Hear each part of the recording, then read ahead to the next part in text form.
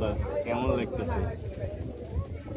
কলাপাতায় খাবার, খাবারের পরে পায়েস খাবার। এই যে দীর্ঘদিন পরে যে চরে এসে আমরা যে পায়েস খাইলাম, আমার কাছে মনে হচ্ছে আমরা আবার সেই শৈশবে ফিরে গেছি।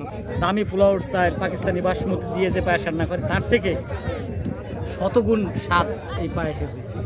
এবং এই পায়েসের স্বাদ সাথে কলা পাতায় খাবার দুইটা মিলে যে ফ্লেভার আমার আবার সেই শৈশবে আমাদের মানে আমার দাদা পাতাই খাই না, পাতা নেই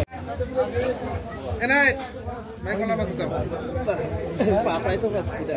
আর অল্প করে দিন, এত কটা? হ্যাঁ বাস হয়েছে ভাই।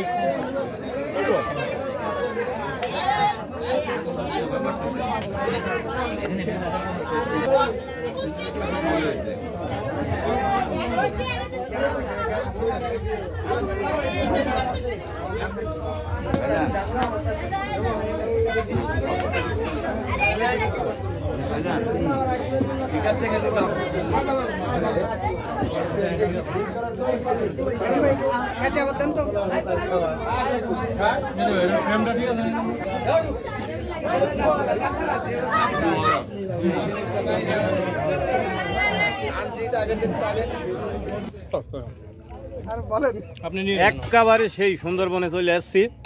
সুন্দর কি করে দিবি? আমি করে দিচ্ছি, দেন